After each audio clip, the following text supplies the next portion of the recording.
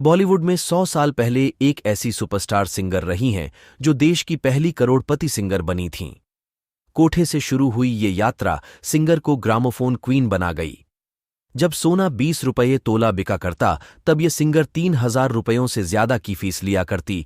आज की कहानी में हम बताएंगे गौहर जान की कहानी, जो संगीत की दुनिया का चमकता सितारा बन गई। गायकी की दुनिया मानव सभ्यता के विकास के साथ ही फलती फूलती रही है। समय बदला, तरीके बदले और माध्यमों के साथ गायकी ने नए नए रूप अख्तियार किए। करीब 100 साल पहले गायकी की दुनिया में रिकॉर्डिंग का चलन बढ़ा था। भारत में एक ऐसी सुपरस्टार सिंगर भी रही हैं जिन्होंने अपनी सुरीली आवाज से पहली रिकॉर्डिंग टेप में कैद कराई थी। साल 1903 में देश का पहला रिकॉर्ड गाना रिलीज हुआ था। अब 111 साल बाद रिकॉर्डिंग की दुनिया विकास के अपने चरम पर है। ये रिकॉर्डिंग तत्कालीन सुपरस्टार सिंगर गौहर जान की आवाज से नवाजी गई थी। गौहर की आवाज में ऐसा जादू था कि बड़े बड़े राजा महाराजा उनके दीवाने हो जाते।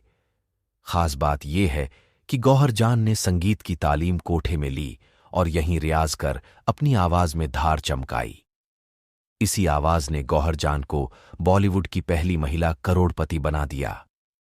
गौहर जान इकलौती ऐसी कलाकार रही हैं जिससे मदद के लिए राष्ट्रपति महात्मा गांधी भी उनके पास पहुंचे थे। देश का पहला गाना रिकॉर्ड किया और ग्रामोफोन क्वीन कहलाई।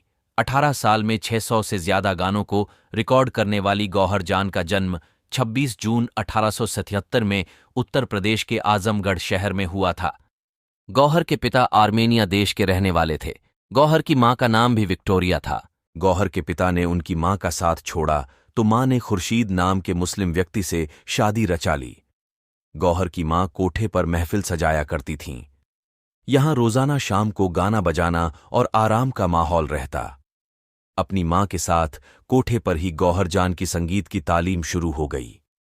बचपन से ही सुरों की मल्लिका होने के कारण गौहर की मां ने उन्हें देश भर के बेहतरीन संगीत शिक्षकों से उनकी तालीम कराई। कोठे से तालीम लेकर जब गौहर जान ने अपनी महफिल सजाना शुरू किया तो उनकी आवाज का जादू पूरे देश में फैल गया। बड़े बड़े राजा महाराजा गौहर की महफिल में आते और उनकी आवाज पर फिदा होकर सोने चांदी की बरसात कर देते। जब गौहर 14 साल की थीं तो कोलकाता में एक महफिल में गा रही थीं। यहां दरभंगा के महाराज भी मौजूद थे। गौहर की गायकी पर फिदा होकर दरभंगा के महाराज ने जमकर पैसा लुटाया। देखते ही देखते गौहर खान संगीत की दुनिया की सुपरस्टार बन गईं। गौहर खान ने हर महफिल के लिए 3,000 रुपयों की फीस तय कर दी। ये वो दौर था जब सोने के दाम 20 रुपये प्रति तोला हुआ करते थे। साल 1903 में गौहर जान की आवाज को पहली बार किसी ग्रामोफोन पर रिकॉर्ड किया गया। इससे पहले तक आम लोगों को गौहर खान की आवाज सुनने का नसीब नहीं मिला करता था। गौहर जान ने इस रिकॉर्डिंग में आम लोगों को अपनी आवाज की धमक सुनाई और दीवानगी की सारी हदें पार करा दीं। गौहर जान की रिकॉर्डिंग मार्केट में आते ही लोगों ने इसकी डिमांड बढ़ा दी। इसके बाद 1902 से लेकर 1920 तक गौहर जान ने 600 से ज्यादा गानों को अपनी आवाज से नवाजा। इन गानों में कई भाषाओं के गाने शामिल रहे। गौहर जान भारत की पहली सिंगर थीं जो करोड़पति बनी थीं। गौहर जान उस दौर में देश की सबसे अमीर लोगों में गिनी जाने लगी थीं। इतना ही नहीं, महात्मा गांधी ने भी देश की आजादी की लड़ाई में गौहर जान से खास मदद भी मांगी थी। साल 1920 में महात्मा गांधी ने स्वराज आंदोलन की शुरुआत की थी। इस आंदोलन के लिए महात्मा गांधी ने पूरे देश की तवायफों से मदद मांगी थी। गौहर जान का निधन 7 जनवरी 1930 को हो गया था, लेकिन आज भी गौहर जान लोगों के जहन में जिंदा है।